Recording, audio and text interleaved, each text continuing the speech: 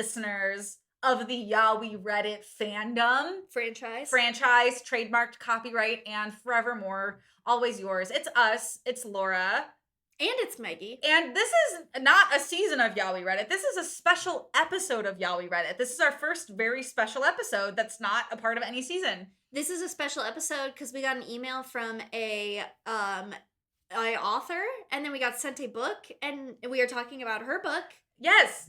So this episode is us reading Find Me in the Time Before by Robyn Stevens-Pays. And this episode's really cool because we're doing a lightning speed deep dive into this book. I shouldn't say deep dive because it's a lightning fast one. It's a lightning fast summary of the book. And then we're actually sitting down with Robyn and picking her brain a little bit about writing and creating the series and all of this. So I'm really happy to be here. Yes, we're diving in the fourth book of her series, Edge of Yesterday. Find Me in the Time Before. And this book can be read standalone, I will say, but boy, do we not get as much color and context that I think we need. We get brief mentions that like brings us up to speed, but me as the person I am, I love to know the full story. Yes. So Meggie and I are giving you this lightning fast summary discussion of the book. Much like the book where we start off in the fourth one, we just jump right in to summarizing this by... This is a book about time travel. And this is the podcast. It's a book about time travel, and Charley, the main protagonist, we kind of get a bit of background into her history time traveling. Yeah. She's time traveled to Da Vinci's time period. And we also have learned that is where the first three books exist, is all like building the time machine, going to Da Vinci, being stuck in Da Vinci's world, etc., etc., etc. And there's a lot of big science-y technology terms for this. Charley got in a little bit of trouble when she time traveled last time because she hacked her dad's computer, and along the way... I know, seriously. Met a sage, kind of like teacher guy named Kairos who accompanies her on this trip, and it seems like most of hers in the past. And it's so funny because and listeners, this is a little bit out of order because we've recorded the interview with Robyn, and that's going to go after the summary. So we're doing the summary now knowing what we know from Robyn, kind of like we're time traveling. And I will say... That was a beautiful segue. Thank you. I really will say, I thought Kairos was like 45. And Robyn has confirmed that Kairos is like about their age, but he's just like a mystical being that is like a kind of ageless, but like visually he is like a teenager. Yeah, he's ethereal. Yeah, which makes sense. But like me reading this, I was like, man, is Kairos like a 50-year-old hanging out with a teenager? That's weird. But now it makes more sense. And it's a lot more appropriate. It does, yes. So Charley is the main character. She's got a best friend, Beth. Best frenemy Beth. Best frenemy. Yeah, they love each other, but they hate each other. And she also has like kind of like a boy toy, and his name is Billy. Yes, but they are kind of prohibited right now from hanging out, and most importantly, doing the science fair together, because they got in trouble last time. And we also know that they live in the DC area. They do live in the DC area.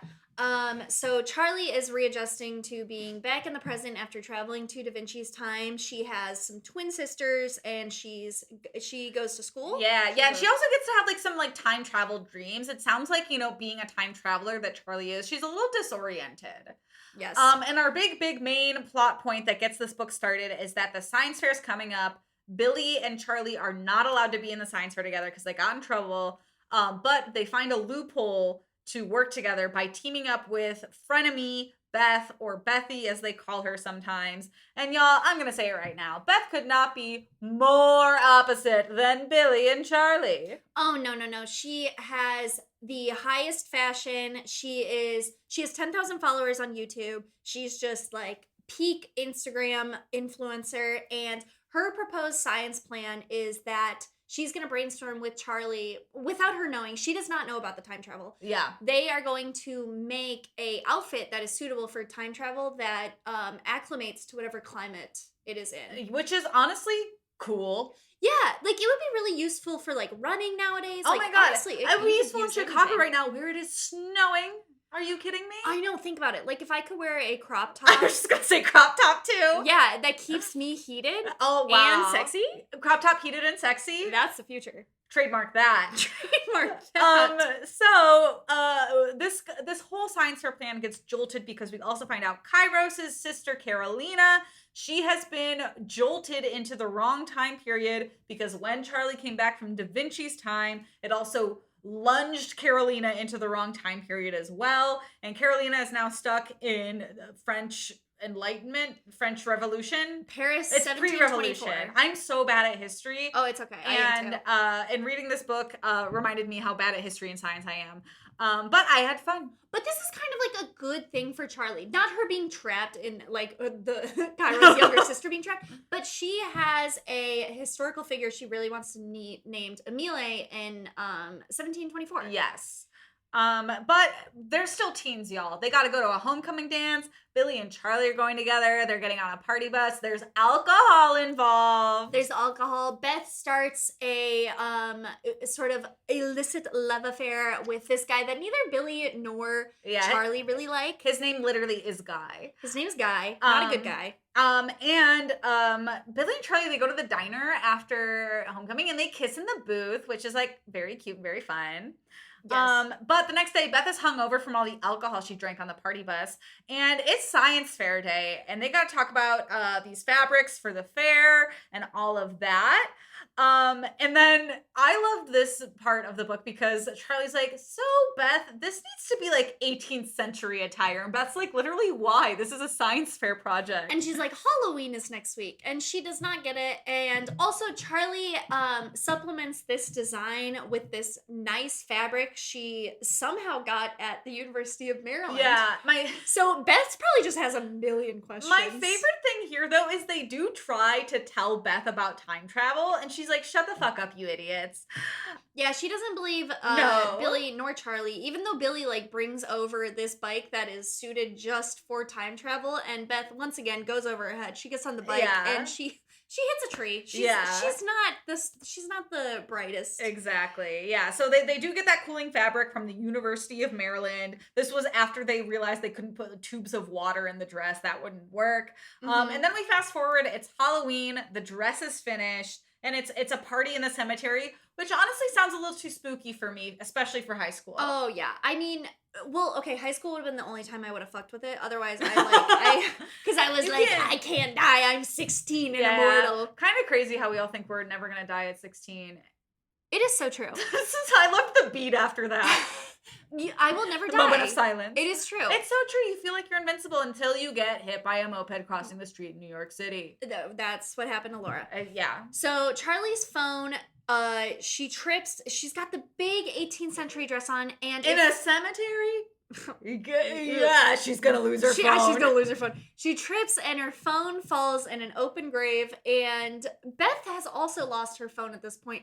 But this moment is chaos. This scene was absolute chaos. I know. When Charley retrieves her phone and when Billy comes over and is like, I heard you crying because you're in a cemetery alone. Where's her best friend? Yeah, Beth? And Beth's gone. Beth's missing. Beth is MIA, missing in action. Yeah, she sees a TikTok that Beth is in this dress, and then all of a sudden it's just everything starts shifting around her. She's falling. And Charley's time traveling, y'all. This happened fast. This happened chaotically. This is not what they planned. At least I think it wasn't planned. I don't think so. It seemed like an accidental time travel. We've all been there. You know when you just trip and you start time traveling, ladies? She comes to in a cemetery, but it's not in her time. It is in 1742 Paris. Yikes, and that's not the time period she needed to be in. Thank God she's wearing this dress. Thank God she's wearing this dress, but she also lands in a cemetery in Paris. And Kairos is there. Awesome. Great. And they start just kind of like walking around the cemetery, having some chats. But things turn from okay to very bad when the police come and arrest Charley for grave robbing. Yeah, since she is around a lot of corpses, I'm pretty sure this was during the plague. So, there's a lot of like unmarked graves, just bodies everywhere. Same. As just a Tuesday for me. Yeah. She is gets shackled. She is thrown on a horse, and she's on her way to Bastille, which is a very well known prison. Yeah, we all know. We've all heard of the storming of the Bastille. This is before that. History. We should do more historical fiction because these riffs are fantastic. I'll say. And in this prison, she meets Voltaire. I think that was a Google Home telling us to calm down. Okay, my heart is beating terrifying. Out of my chest.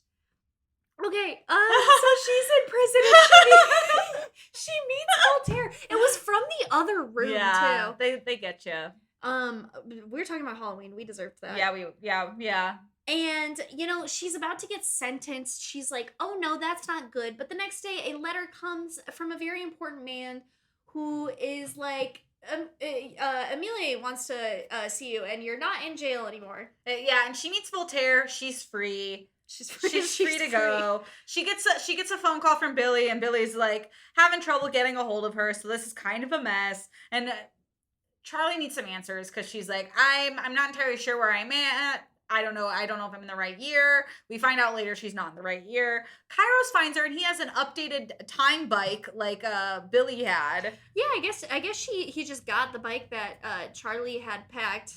And Kairos is like, get in, bitch, we're going to Versailles. But a little problematic is on the screen she notices like a protest, everyone's wearing masks, it's like an I can't breathe, and it's kind of like a foreshadowing of maybe Charley should kind of get her shit together in this time, because if she really fucks it up, it seems like the future is going to be not popping. Charley does not get their shit together because this bike is taking so long, so they cop a wagon man to take them in their wagon, and he steals Charley's backpack of things that she needs in this present time. Mm-hmm. And it's not looking good. Kairos is so hilarious. Like, Kairos is never dealing with like any of the severity of anything. He's like, nah, it's fine. Like, even in the cemetery, he was like, nah, Charley, it's fine. Oh, yeah. No. Charley, it's fine. He's like, you get arrested, I got a plan. And it's like, am I just supposed to trust you? He is an unbothered king. Yeah, so true. So after a long time, they finally get to the Versailles Palace. As Laura said, they stashed their bike. And Charley's a little bit stressed because her translator, Esme, as they call the device. Yeah, she has like an app that translates into her AirPods. It's really cool. That's a cool thing. It is. It's running out of juice. Yikes. And when she pulls up to the scene, she sees some sword fighting, classic, going down. And who is sword fighting Amelia but Beth? Yeah, and also Amelia is a younger version than the version that Charley was trying to meet. And Charley's like, I gotta do recon right now. This wasn't supposed to happen. And Beth thinks this entire thing is a dream. Yes, she thinks the entire thing is a dream. She has a little bit of a girl crush, too, on Amelia, which is very fun. Yeah, and also, Charley is really, really jealous that Beth has become so close with Amelia. And I would be so mad, too. Like, I came here to meet Amelia, not you.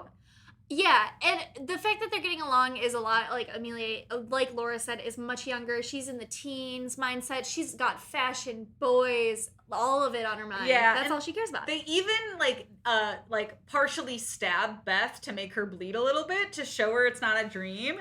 And Beth is still like, nah, it's a dream. So then Charley does her plan B, which is just to tell everyone that Beth is insane, which is very, very funny. Yeah, Beth is honestly so fun in her own world. She's like, I want to do a photo shoot here, but Charley's like, we need to stay focused, because unfortunately Amelia, she got matched up with a guy today, so it's no one's day. Yeah, it's no one's day, but it is mission day because they do find Charley. Finally, kind of forgot we were looking for her. That's on Carolina. Me though. Yeah, Carolina. Yeah. We find her. They kind of catch up, and Carolina talks about how she found them. But we cannot spend too much time on Carolina because Beth is just getting in trouble again. She's rattling the guards and being a menace. She is, and so Charley's like, we gotta get out of here, and Carolina finds Leonardo da Vinci's Book of Magic, and they're like, oh, he must be Carolina is 8 years old and no sleight of hand, which is really dope. I think that's hilarious and awesome. Yeah, she does some magic, and she reveals that she has Billy's compass, so they start time traveling. Yep. They're going back to the future. Back to the present.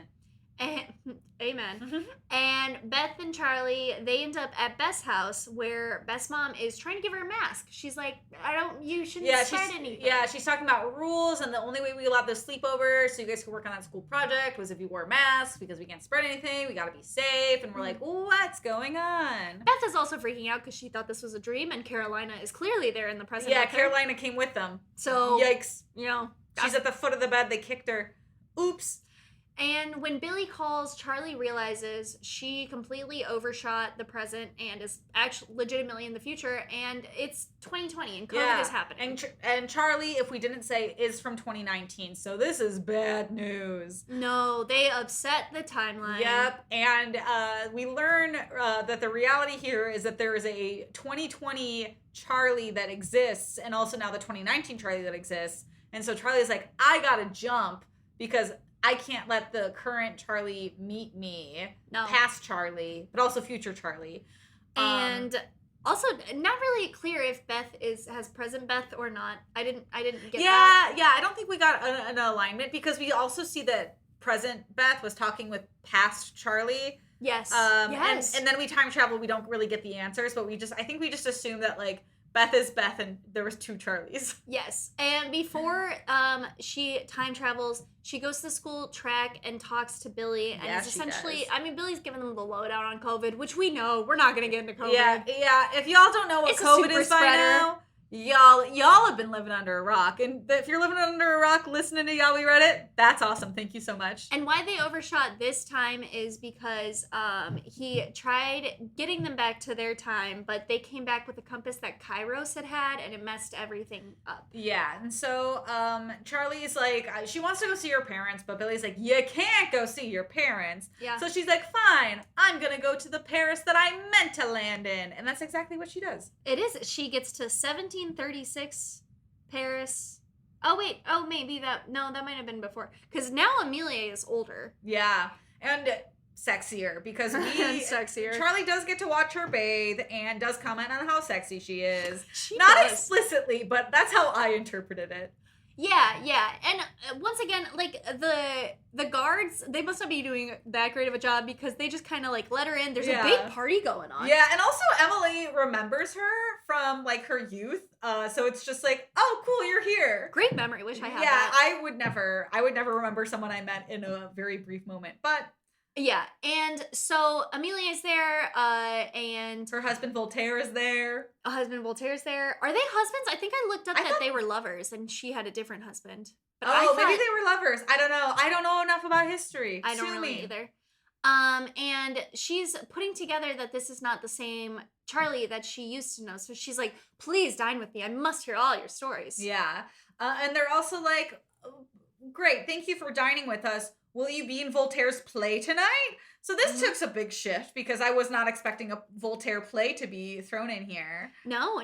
And they do talk. Charlie overhears them talk a bit about the French Revolution. So she's like, okay, that gives this some context. Yeah, and the play happens. They're doing their lines. They're having some fun, but things get a little bit wonky here because Charlie hits her phone at some point and accidentally plays a message from Billy like to the audience.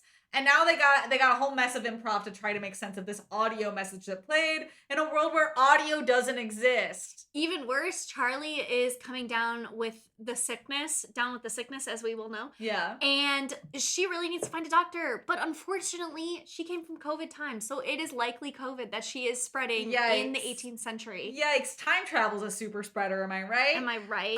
But don't worry, because Kairos shows up and he starts doling out like shots that we think are the vaccine. Oh, he's got vaccines left and right. That's sexy. And this is all happening on stage. So he gives Charlie a vaccine. He gives Voltaire a vaccine. Voltaire does not give a fuck. He's like, I have had worse things in my body. Give it to me. Yeah. He gives Amelia a vaccine without her really knowing. She's like, but he saves her.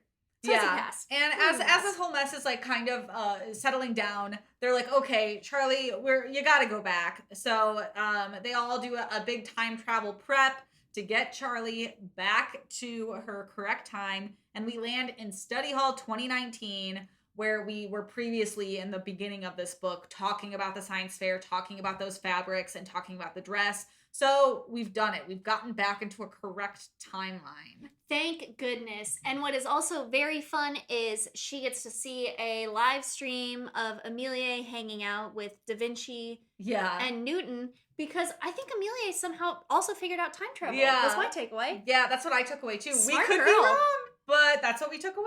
That was our takeaway. But Carolina also comes back with her again, right?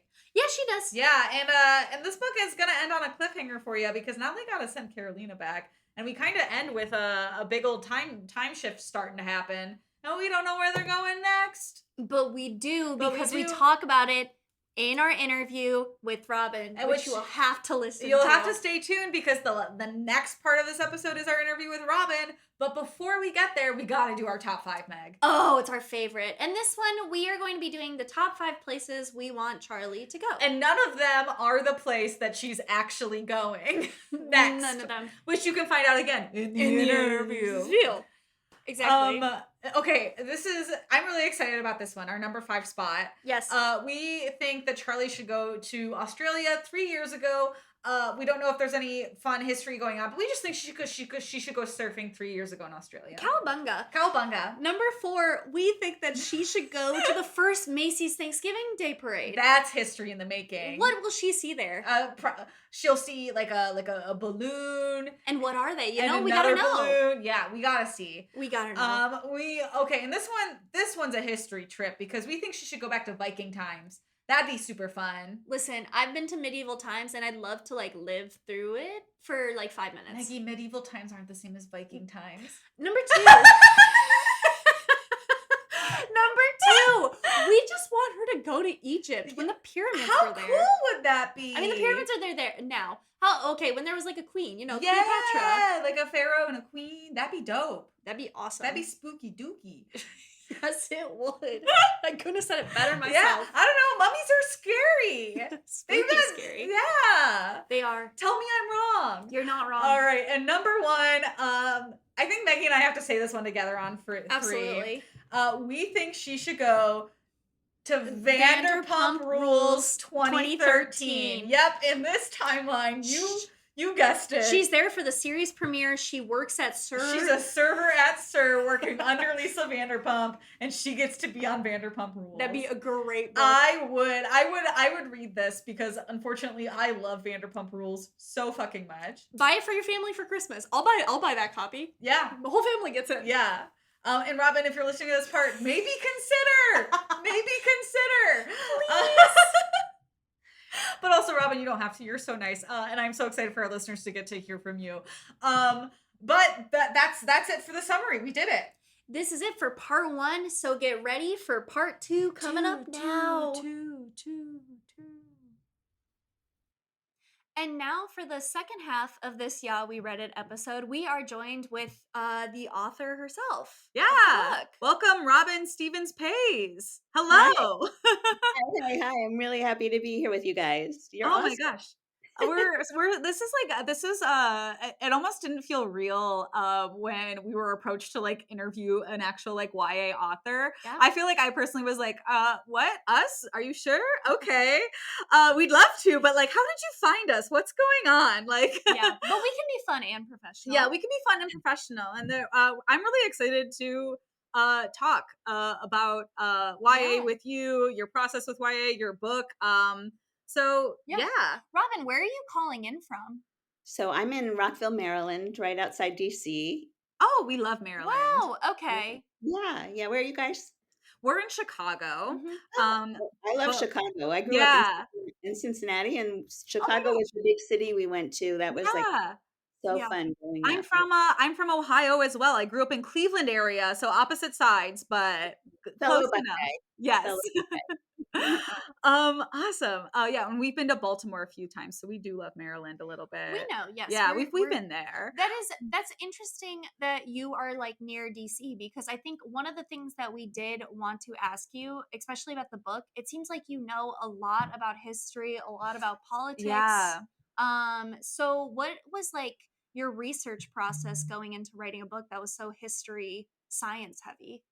Yeah, so I have a background as a science writer, Oh, among other cool. things, and doing social marketing. So social marketing is like I would call it cause marketing or health marketing. Mhm. And so I am used to working with researchers. I've worked in many universities. So I worked at Georgetown, the University of Maryland, Johns Hopkins. So I'm used to that kind of atmosphere. Mhm. And honestly, you guys, I'm just like so curious about everything. So I have to look it up. Like if it's something I want to know about, then I have to look it up. And like the first answer is usually never enough for me. I like to really go deep. In fact, this is just family lore. They in our family, people don't Google it; they Robyn it. That's really But I know cute. all kinds of useless trivia about all kinds of weird stuff. Yeah. That is so cute. Yeah, that's really cute. So with that, so you talked a little bit about like your background with research and all of that. So was writing young adult novels like kind of like the end goal for you, or did something else kind of inspire you to get here? Honestly, I had no intention of writing YA anything ever in my life before I had kids who were kind of entering their teenage years. My kids are all grown now. In fact, my daughter just got married last weekend, so Hey, very excited about congrats. that. Wow. But I started thinking about this series when they were kind of going into middle school, and I just saw the changes going on in their lives. And I was the carpool mom, Mhm. driving them and their friends to soccer and band practice. You know the drill, all that stuff. Yeah. And I would listen in on the backseat conversations because that was how I got my intel in those days, because they would not talk to me directly. They never thought I was listening in the front, like you disappear if you're in the Yeah. front seat and they're all talking in the back seat. And what really made, they talked about all the usual things about I hate this teacher or this was such a hard test, whatever.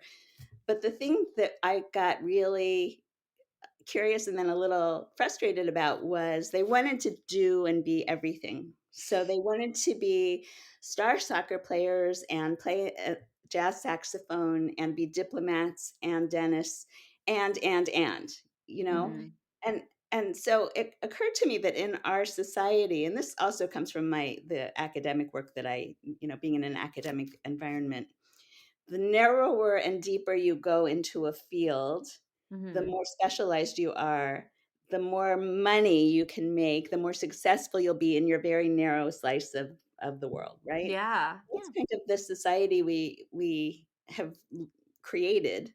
Mhm. But my kids wanted to do and be everything, and so did their friends. They Yeah. weren't unique in that way, and so it started as a thought experiment, Mhm. which was there ever a time in history when people were encouraged to explore and kind of do and try different things and really tap into all of their talents, Yeah. develop themselves as human beings, like not to get the job as the neurosurgeon, the top neurosurgeon at Mhm. Hopkins necessarily. That could be a result, but just to explore.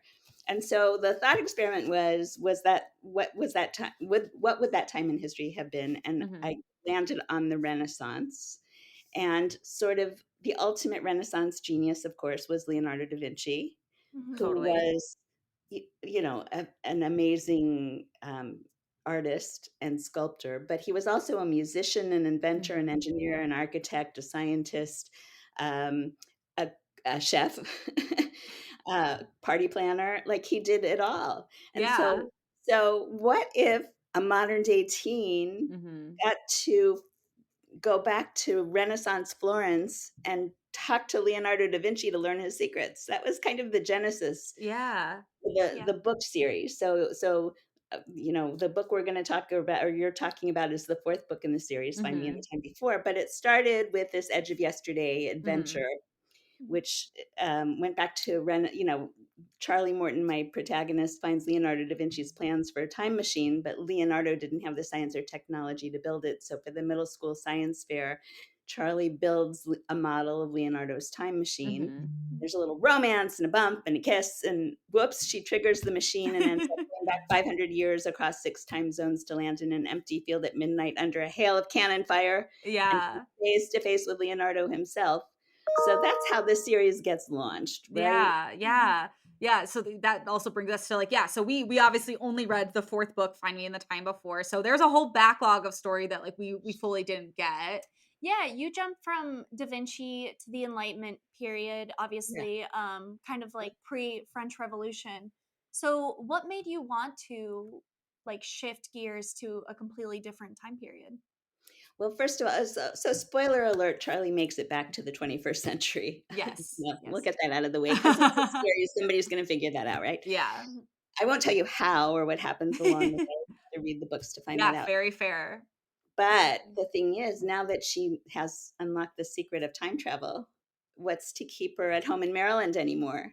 You know, if Yeah. she wants to learn from all of these, what she calls the people she calls her superheroes of history, Mhm. you know, she's not going to stick around and babysit for for change to buy a new iPhone. She's going to Yeah. take what she's got and really interview all of her heroes of history. So the book that you Find Me in the Time Before that you're Mhm. reviewing is the next, I guess, the next great adventure for her. Yeah. Mhm. Is another polymath, but this one, is about an 18th century physicist, philosopher, and mathematician who translates Newton into French, an edition they still use in real life today in France, Yeah. who dueled at the court of Versailles and beat the duel master, who gambled and won money to support tutors Mhm. because this person was so curious and um, exceptionally ahead of their time, I'll say. Yeah. And was also the consort of Voltaire and the mother of four.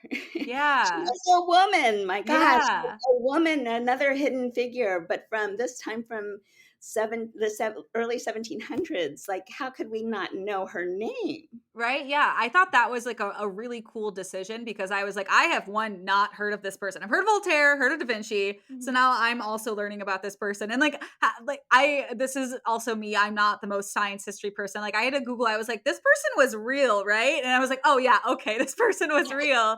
Because I was like, I don't know, like, maybe she made it up because like it was such a rich like character, obviously. But then it was like, oh no, this is like a real person that it's based off of. So I was like, Mhm. oh, awesome, that's dope, Yeah. super cool. And I was like, oh, I also learned something from this book. Yeah. It's kind of fun because it feels like Charlie has a big checklist of historical figures that she Oh, looks up yeah. to. Oh, she definitely does. Are Yeah. there any like historical figures that you're wanting her to visit in the future, or any personally that are like your favorite? I Period. have a long list, you guys. Yeah. But I will say that I've started in on book 5 in the series, Hmm. which is going to take place in the 1920s in New York. Here's a little teaser. Ooh, Gangs of New Ooh, York. that's fun. Exactly. And it's also kind of focused on the Harlem Renaissance. Ooh. That's And another hidden, not so hidden figure, this woman her legacy is really being revived today. And she was just one of the leading lights of the Harlem Renaissance. And her name is Hmm. Zora Neale Hurston. She was a writer and an anthropologist, Black woman from the Deep South, from Florida, who ended up in New York and was given a scholarship to go to Barnard College based on a writing contest that she Hmm. won. She was at Howard University for first, and then she won this writing competition. Went to a banquet in New York and met the founder of Barnard College. This woman, another woman, Annie Nathan Meyer, and so Annie was so enthralled by Zora, this young Black woman, that she said, "I'm going to raise money to bring you to Barnard." So she was the first Black student at Barnard College in 1925, which is pretty amazing. So that's the book I'm working on now, and this one is going to really kick my butt, you guys. Yeah. It's going to be a hard one to write, challenging, I should say. I mean, Yeah. all of them are hard in some ways. But this one is Definitely. challenging because there's a whole dynamic with this leading Black woman Mhm. and her relationship with this white woman in the terms they used 100 years ago are so different than what we would Yeah. Mhm. consider PC now. Mhm. Mhm. And so I have to figure out how to frame this in a way that will be interesting to YA readers, Mhm. but also not, I'm a white woman, so Mhm. what right do I have to write this story? So I have to Yeah. be super, super, super, you know, uh, pay close attention to Yeah. details and really to have authenticity with it. So anyway, that's my Mhm. Yeah. Yeah. No, since that's you really asked, since awesome. you asked. Yeah, no, I think that's really awesome that you're like, "Hey, I understand, like, as a white woman, I need to be authentic in telling this story and really be understanding of what I'm bringing to the table." So I think that's really, really awesome. Yeah. Yeah, yeah, and you kind of interweave a lot of those more complex themes into this series in general. So I'm wondering, like, what is your process for writing this, like, series, and how when did the idea like come to you? Because obviously this is like a 4 now going on 5 book series. Yeah. Yeah, and you mentioned, you kind of talked about, like, your kids inspiring it a little bit, but was there, like, an actual, like, sparked moment? Mm. A sparked moment. Let me think about that a second. Um, well, part of it is I love to travel. Awesome, makes Mm. sense. And so I actually got to go to Italy and France to do research for these 2 books. New Oh, York is a that's lot so closer to cool. home for and so, my travel budget is a lot smaller. Yeah. But to do the research and really to talk to people who were scholars on the subject. But Mhm. I think what really, when I started the whole series and was first exploring Leonardo da Vinci, of course, I knew he was the Renaissance genius as his Mhm. reputation. I don't really like that word genius because I think we misinterpret it. Yeah. Mhm. A genius really is the root of that word. And here I'm going to geek out on you a little bit, but the root of Do that it. word is like the word genie, like a genie on our shoulder, right? Mm, Oh. okay. It's not really to do with exceptional brilliance. Mhm. So I believe we all have genius in us. We just don't always explore it or Mhm. want to recognize it. Sometimes it can be come up, hit us by surprise, and sometimes it's just like, oh, that would make me weird, so I'm not going to go there, kind of thing. Yeah. Mhm. But I do believe we all have some genius in us, in that sense of the genie. But so when I started doing the research about Leonardo, it was really interesting to see that he would have been considered even a form of a doctor or healer in his day Mhm. because he did anatomy of all of these figures. I like he drew these amazing anatomical drawings, like one of a heart, which is more accurate than some depictions in today's medical Yeah. Mhm. textbooks. Um, and he had to do that by cutting open a dead body to do Yeah. it, which was illegal. Like he would rob graveyards, and not just Mhm. him. Michelangelo did the same thing. All Mhm. these guys to make it anatomically correct, but just to the depth that they would go to and their techniques that they would use because they had to get at the absolute perfection of it all. And so that was inspiring to me in a way because, a lot of people go and do their job and come home and kick back and live Mhm. stream something, right? Or they Mhm. doom scroll on Instagram or whatever. But these guys just couldn't let things go. They had to Mhm. get to the bottom of it. And I think there's something to that inspiration that we can all learn from. Definitely. And because I write YA, I hope that it inspires young people to kind of tap into their own inner genius, or at least not Yeah. not shun it aside, but to investigate a little more. Yeah. Definitely. With that, you've talked a lot about like, oh, like how the research process takes a minute.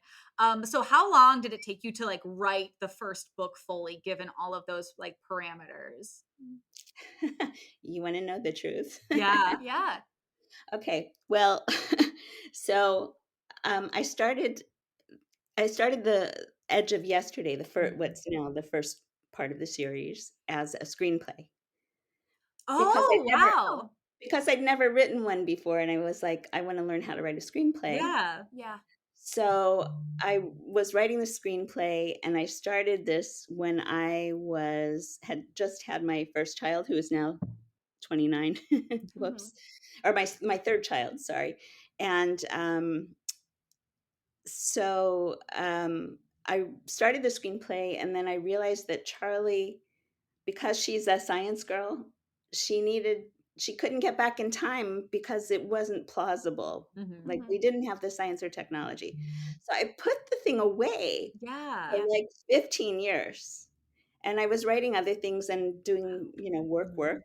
And Mm-hmm. at a certain point, I said, I have this like manuscript, I have this play, the screenplay in my desk. I wonder what would happen if I take it out, if it's still interesting, or I even want to finish this. Yeah. And there was enough there that it was compelling. Plus, at that point, we already had um, the iPhone. Mhm.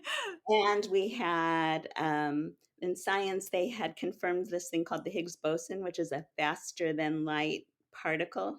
Mhm. So it was plausible then for Charley, this science girl, to figure out a way to go back in time using the technology and using this particle quantum physics thing idea as a mechanism to do it. So I got it out. I rewrote this screenplay, finished that. I have no Hollywood connection. So, like, is either going to go back in the drawer or I have to do something with this. And that's when I started talking to people who I just were advising me, let's say. And they said, why don't you turn it into a novel? So that's what I did. That is so interesting that it started as a screenplay because Yeah. obviously there is a visual element to it because unlike a lot of young adult books, you incorporate photos into it, Mhm. which is Yes. is so interesting. Yeah. Was that like part of the process behind it? You really wanted a visual element to it too? Yes, that was exactly right. I wanted the visual element in it because it is such a visual story or Mhm. series, that I wanted to be able not just to convey in words what this was like, but since it's Mhm. actual history, to show as much as possible what it would have been like to be in that Mhm. time. So part of it is about like recreating a world, right? Mhm. Yeah. Like good science fiction, you're creating worlds.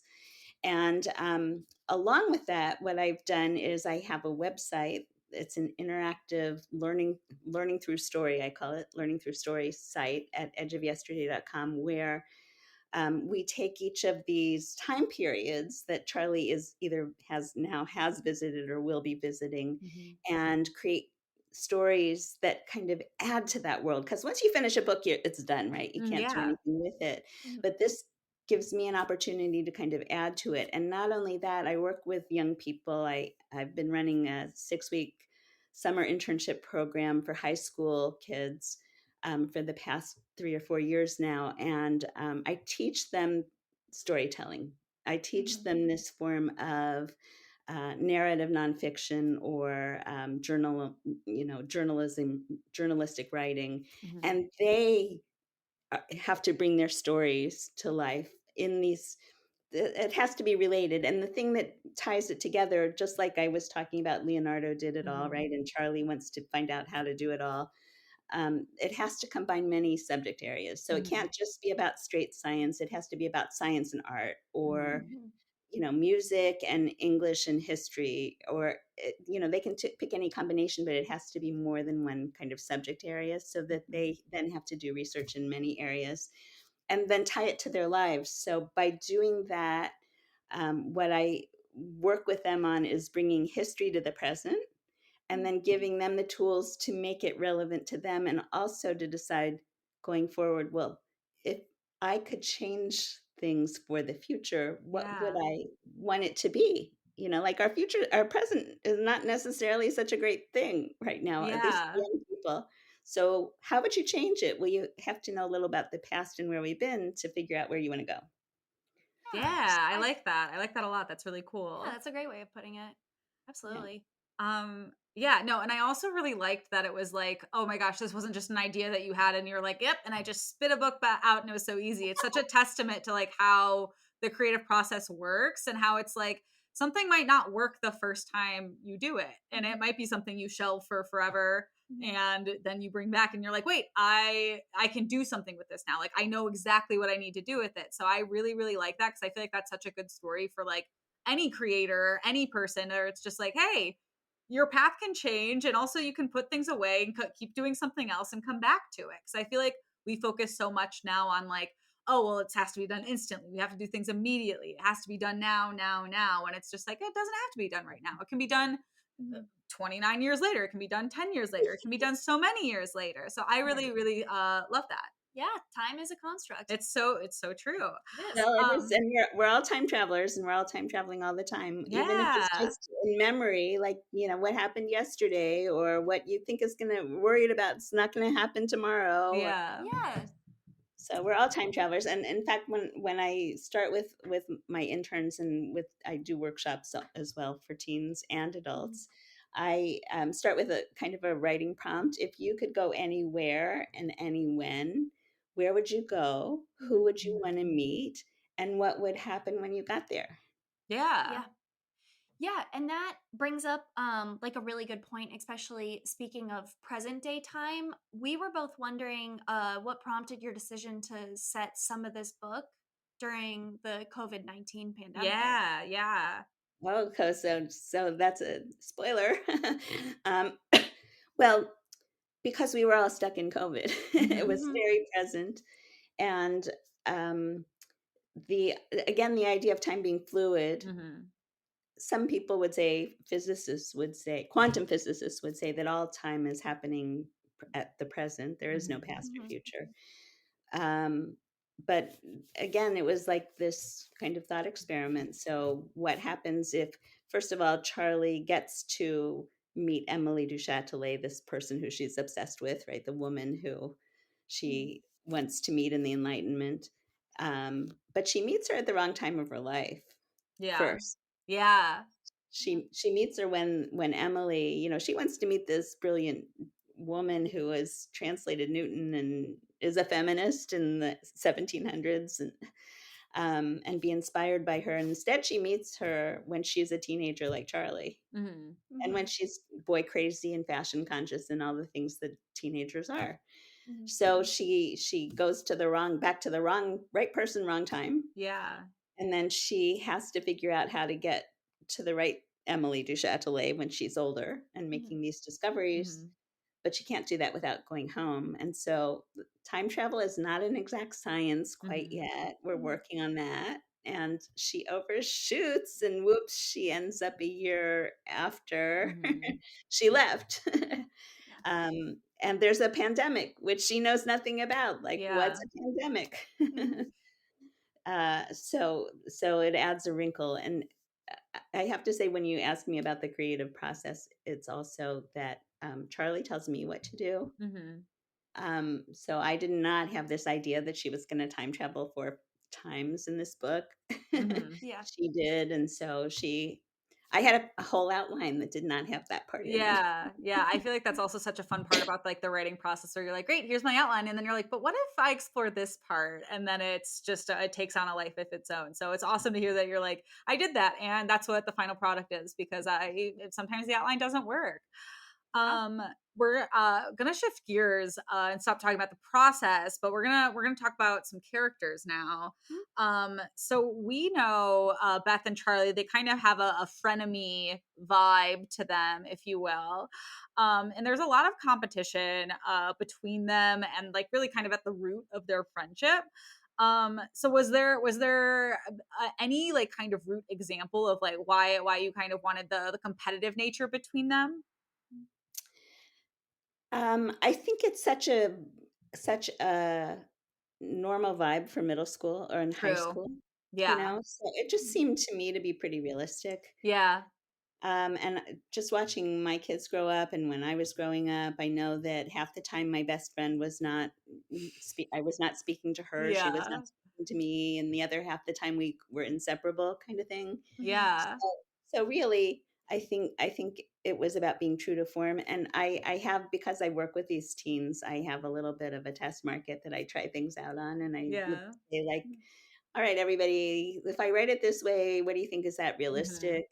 So I wanted to make it grounded to make sure that it would still resonate with modern readers.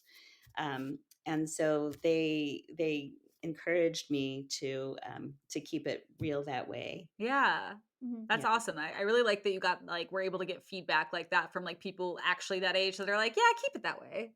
Yeah, yeah. And I know as you were saying you work with your internship and you have like your two daughters and I was wondering like for those modern day kind of references in terms of especially like the lingo they Hmm. use.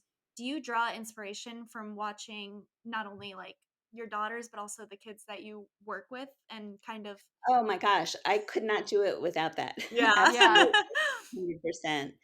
Yeah, and the language changed. So when as I said, I started writing this series when my kids were kind of preteens, Mhm. and the slang was different back then. So Mhm. I would when I took my little notes at red lights and wrote on my hand because I didn't have a phone that had notes. Yeah. Yeah.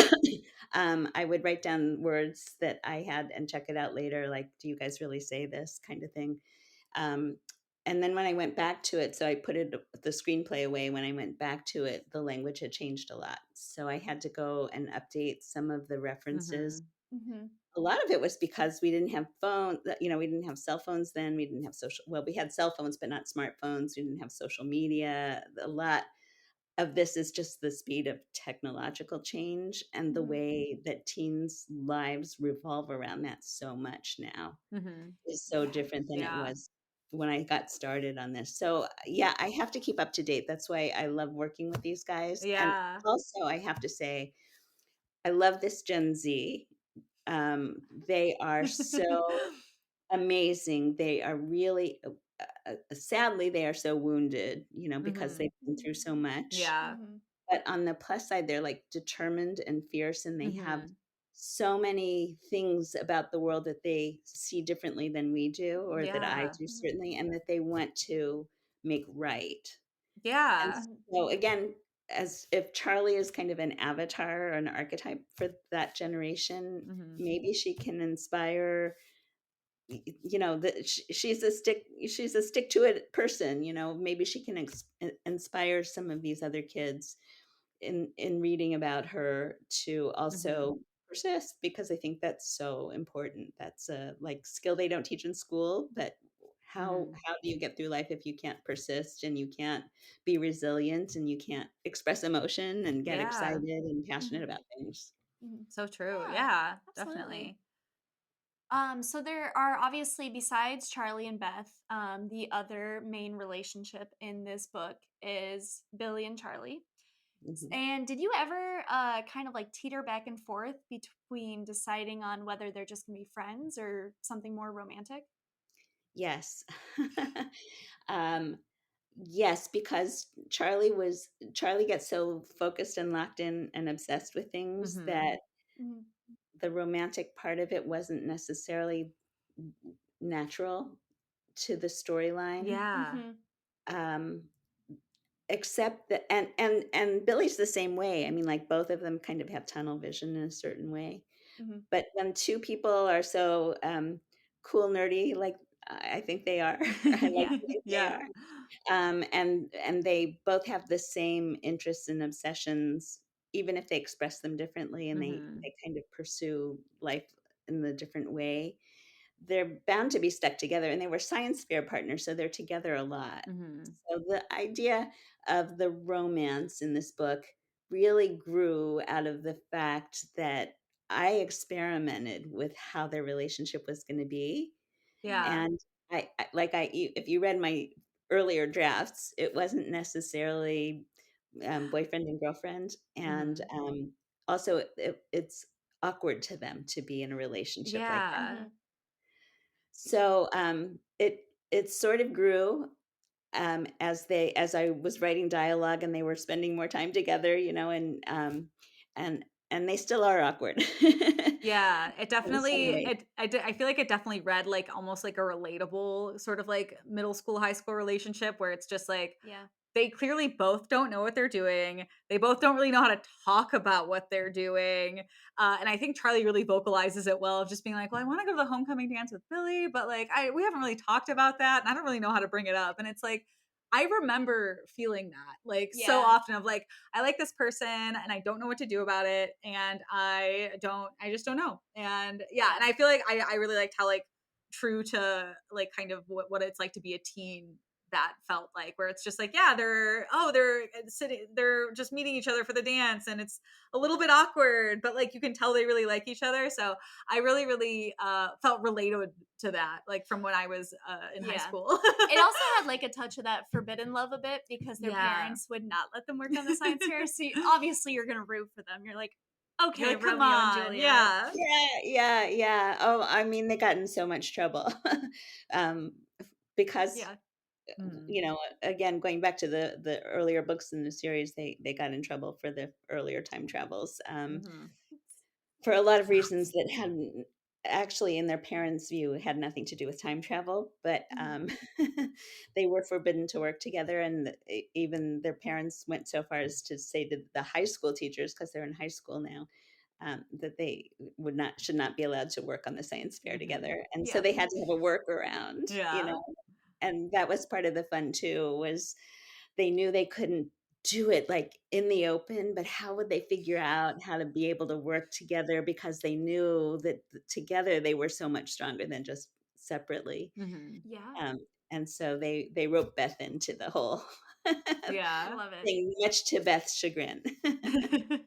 yes, because she is very much the polar opposite. She's like, I'm a designer girl. Oh, yeah. You know, I got my Jimmy shoes, all of that. Exactly. Yeah. So funny. Exactly. Yeah. And then I think the last character we want to talk about, it has to be Kairos, because he's the most like mystical character in this book. And I feel like Meggie and I don't get the full story because obviously we only read the fourth one, so we don't know the whole Kairos backstory. So the first thing I just have to know as a reader, how old is Kairos supposed to be? And also, is he more like supposed to be mystical versus sciencey? Is he kind of a mixture of the two? Well, Kairos shows up. The name Kairos, again, I'll get nerdy on you. The name Kairos the word Kairos is Greek, and it means kind of just in time. So, you know, the word chronos, chronological, right? That means linear time. And Kairos is sort of more magical, mystical time. It's showing up. So he's the guy who shows up just in time. For whatever. Fun. That's really fun. Yeah. And how old is he, you ask? Well, he's either from 36,000 years in the future or 500 years in the past. We're never quite clear on that. We just know he's an IT guy. And his specialty is knowledge management. Got it. That's really fun. I love that it's kind of like his entire air in essence is mystery, but also time based. So I think that's a really like fun kind of character to add into this world where everything is very factual and sciencey and techie, where it's like, no, here's this one character that just kind of like sticks out like a sore thumb, and for good reason, because he kind of has the key to time travel. Yeah, absolutely. Yeah. What did you think of Carolina, his sister? Yeah, Carolina was interesting because I think I missed over it, where I was like, how is she 8 and he's however old he is? And I was like, you know what, Laura, I think this is something you just have to ride with this and stop asking questions, because I feel like we're not necessarily supposed to know the whole like dynamics behind it. Yeah, what time period did she belong to? I think I was trying to figure that out when reading. Yeah, well, she shows up first in the Renaissance in the earlier books. And she's Kairos's little sister. But it's not clear, and Kairos is their age more or less in the books, in the series. Okay, yeah. Maybe a little older. But that doesn't mean he's chronologically, but that doesn't really mean that that's how old he is. Yeah. And the same with Carolina. She's 8 in the earlier parts, the earlier books in the series, but she's been missing for 2 years. Oh wow, yeah. And they don't know where she was missing. Between the Renaissance adventure and the Enlightenment, she's been missing. And like Charley can't understand why Kairos isn't upset that his little sister has gone missing in time and space. Like, we don't know where or when or, Yeah. and so when the time travel in part is triggered in this book when Kairos brings Charley a postcard that has a picture of Notre Dame from Paris Yeah. on the front of it, but not Notre Dame today. Well, today especially not, because since that time they've had that big fire. But it's Notre Dame in some indeterminate historic period, because the cathedral is 800 years old anyway. So so that's a clue. That's one of the clues that gets Charley wanting to go back in time and rescue Carolina, because it's an SOS, like, help, I'm lost, I don't know, but you have to come here. I met this amazing person. You have to, Yeah. Yeah. Yes. I loved Yeah. her. She was very like strong-willed. Yeah. Very my way or the highway. Yeah. I know. appreciate. Yeah. It's like for someone who's like 8 plus or minus years in time, I was like, she knows more than I would ever know at that. But she also has the entire like, history of time travel under her belt. So she knows a lot more than I probably even do now, honestly. Yeah. Or me. Yeah. Yeah, time travel changes you. Yeah. It definitely does. And she's a little bit of a mini me now that, Charley is her, her kind of own obsession. And she wants to be like Charley when she grows up, which is, when will that be? I don't know. Yeah. Do you What have a does that favorite mean? I character don't in the know. book? So I have well, of course I love Charley, because Yeah. she is near and dear to my heart, and she's kind of a composite, Mhm. at least originally was a composite of my 3 kids, who are all very different. Oh, that's cute. Oh, that's sweet. Yeah, and so she kind of combines a lot of their strengths and some of their weaknesses as well. So she is really near and dear to my heart. Obviously, I love Carolina because she is so spicy, Yeah, and she knows magic and sleight of hand. I was like, okay, Carolina, let's go. yeah, like, I can't wait, you guys, to make the Netflix streaming series Yeah. and cast the movie. Yeah. And we would get to play these characters, because I think it would just be so fun. So yeah, like, spread the word. We just want to pitch this to Yeah, Absolutely. absolutely. turn it into a series. Definitely. Yes. I feel like this would work really well as a series, especially with all like the time jumping and the Yeah. fact that they can go literally anywhere. It's like that would make sense to me. Yeah, think of it as Quantum Leap for the younger generation. Yeah. So this is obviously the 4th book in the Edge of Yesterday series, and this is shifting gears. We're not talking characters anymore. My question is do you have a planned, like, I'm stopping at this number of books? Or are you just going to kind of see where things take you? I'm going to see where things take me. Yeah. Because it's so much fun to work with these characters, and it kind of keeps me young, because I also get to work with these young people and be, sort of part of their lives in a way. Now that my kids are grown, it's great to be able to really have a connection to this generation of teens and young people, and I feel like it keeps the writing authentic, and it keeps it real. I might turn away from it or take a slightly different tack at some point. I have an idea for an adventure for Charley's mom, Ooh. Fun. who may or may not also be a time traveler. Ooh. Because I'm kind of feeling that after after book 5, that it might be time to take a more mature approach to this in a way, and see it from her mom's point of view. Right now, the parents are kind of secondary characters. They're in the book, but they're secondary characters, but they have stories of their own.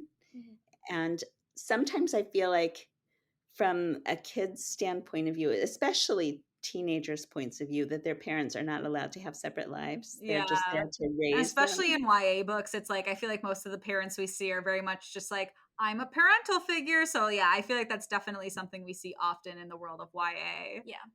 Yeah. Sure. So instead of having, like the Charlie Brown, blah, blah, blah, blah, blah, blah, voices, that they should be fully fleshed out people too. So that might be a possible little sidetrack. And the other thing is, because I do love Carolina so much, she may have a series of her own. Oh, I love that too. Yeah, Carolina's a really fun character. Yeah. I think you have a good formula, obviously, with all these characters to just hop off into a new series. Yeah. Thank Spin-off. Yeah. Yes, absolutely. Have you even thought about maybe like a story that's completely outside of this world and making that its own thing? Do you have anything in the thought process there? I do. Actually, I wrote a book, a novel many years ago. It's called Satan's Mortgage. It has nothing to do with any of this. Fine. It's a suspense novel. It takes place in New York in the 1990s in the world of real estate and Oh, finance. fun. And yeah, it's a totally different thing, totally not YA. I love that. That's that sounds intriguing. awesome, though. That sounds super fun. I mean, whatever you do next, we are along for the ride. Yeah, we are. I can't wait to see Thank it. you. Yeah. No, this was so fun. It was awesome. It was really awesome getting to talk to you. So, thank you for carving out the time to sit down with us. Yeah. My pleasure. And I'm so honored to be your first interview. Yeah. You feedback thoughts? No, I'm kidding. No, I think you guys, you know what? I love talking to both of you because you know each other so well. I feel like you feed off of each other with your questions. So it's really, as somebody who's done tons of interviews myself, you know, writing as a news person and having done lots of writing for magazines and newspapers and publications, I think you guys have a really good chemistry with each other, and it made me feel totally at home, which I so appreciated. It was just like comfortable and fun talking to you because we didn't have to do anything like by the book.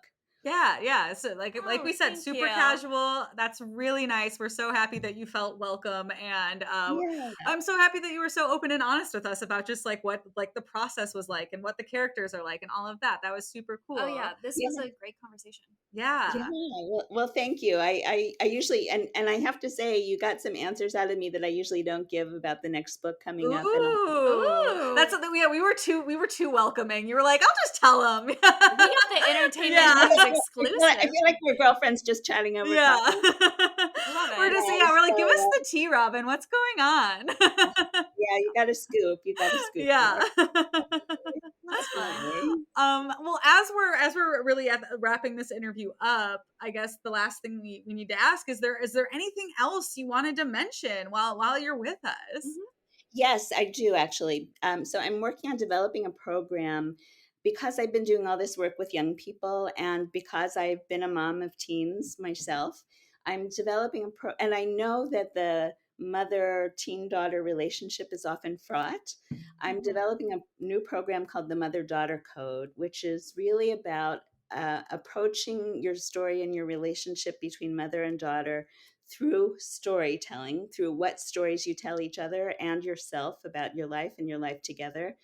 And it's based on other programs I've done. I do a journaling workshop and creative writing workshop, but this one is the first time that I'm trying to put together that dynamic between the mother and the teen daughter. Because if I can help in some way moms unlock the key to a smoother relationship with their teen girls, I feel like I will have done a little bit of a service to the world. And so that's what I'm working on right now. I'm putting it together as an online course. It'll involve coaching, live coaching, but also modules that people can do at their leisure, and hoping that will come out sometime, maybe spring 2023, that kind of thing. Awesome. That's so really sweet. That's yeah. I love that. I feel like that's not something that's talked about a lot. It's more of just like, that's just kind of how it is. Or it's like, nobody's really like, how can we make this better? Yeah.